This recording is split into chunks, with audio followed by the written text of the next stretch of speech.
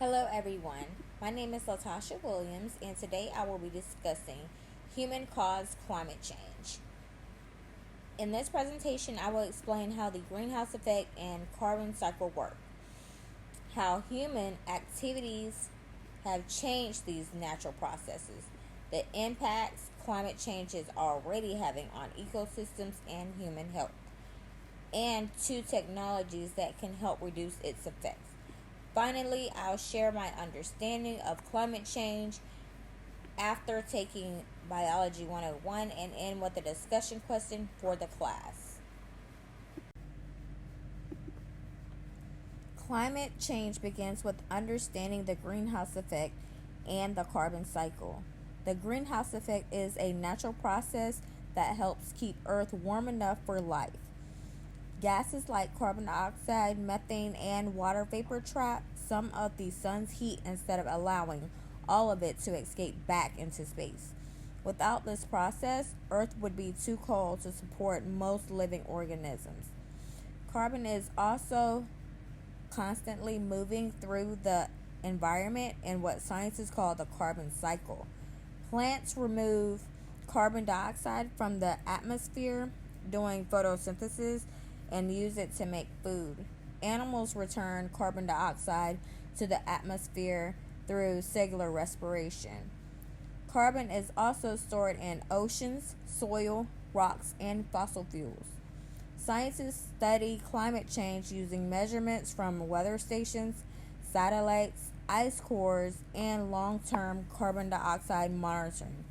These observations consistently show increasing atmospheric carbon dioxide levels and rising global temperatures over time.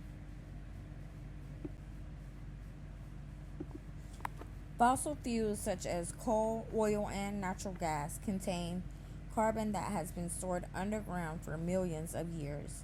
When people burn through fuels to produce electricity, heat buildings, or power vehicles, large amounts of carbon dioxide are released into the atmosphere. Normally, the carbon cycle keeps carbon moving at a balanced rate between the atmosphere, plants, oceans, and soil. However, humans have greatly increased the speed at which carbon enters the atmosphere by burning fossil fuels much faster than natural processes can remove it. Some of the extra carbon dioxide is absorbed by the oceans, which helps slow atmospheric warming. However, this also causes ocean acidification, making it more difficult for marine organisms like corals or shellfish to survive. The remaining carbon dioxide stays in the atmosphere, strengthening the greenhouse effect and contributing to the global warming. Climate change is already affecting ecosystems around the world. One major effect is rising sea levels caused by melting glaciers and expansion of warming ocean waters. Higher sea levels increase flooding and erosion along coastlines and threaten many coastal habitats. Another significant effect is coral bleaching. Corals depend on tiny algae that live inside them for food and color. When ocean temperatures remain too warm for long periods, corals become stressed and expel these algae, causing the reefs to turn white. If stressful conditions continue, many corals die. Scientists have also observed changes in where plants and animals live as temperatures change. Some species are moving towards cooler regions and higher elevations to survive, while others cannot adapt quickly enough. In addition, hotter and drier conditions have contributed to more frequent and severe wildfires in many parts of the world. These ecological changes discriminate how climate change affects biodiversity and ecosystem stability. Climate change also affects human health in several ways. One of the most noticeable impacts is an increase in heat related illnesses. More frequent and intense heat waves increase the risk of dehydration, heat exhaustion, and heat stroke, especially for older adults, children, and people with existing medical conditions.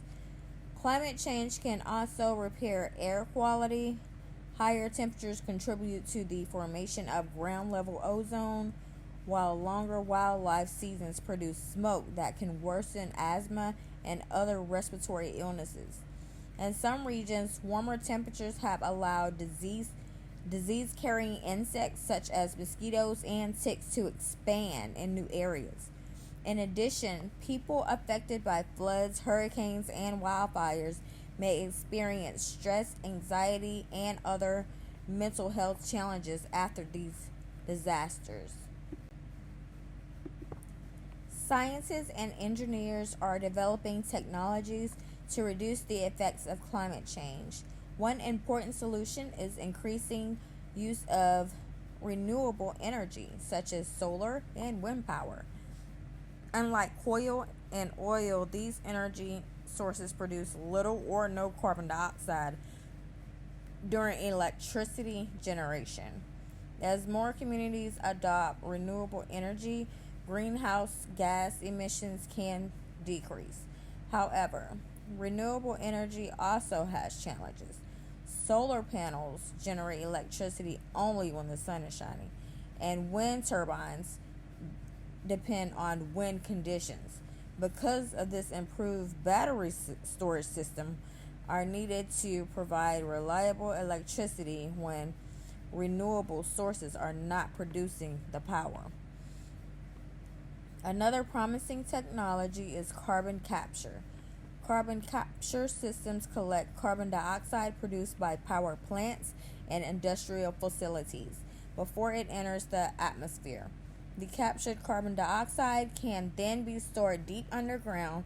Although this technology has great potential, it is currently expensive and not yet widely used on a large base. Before taking Biology 101, I knew that climate change was an important environmental issue, but I did not fully understand the biological processes behind it. I had heard about greenhouse gases and global warming, but I did not know how the carbon cycle worked or how human activities could disrupt Earth's natural systems. After studying biology and preparing this presentation, I have a much better understanding of how carbon moves through ecosystems and why burning fossil fuels have such a significant impact on the atmosphere. I also learned that scientists rely on years of observations and evidence rather than opinions to study climate change. Overall, this course helped me appreciate how closely biology, ecology, and human activities are connected. It also showed me that while climate change is a serious challenge, scientific research and technology innovation can help reduce its effect if society continues to invest in these sustainable solutions. I would like to end my presentation with a question for my Biology 101 classmates. After learning about the greenhouse effect, the carbon cycle, the impacts of climate change, and possible technological solutions, what do you believe is the most effective actions that individuals, governments, or businesses should take to reduce climate change?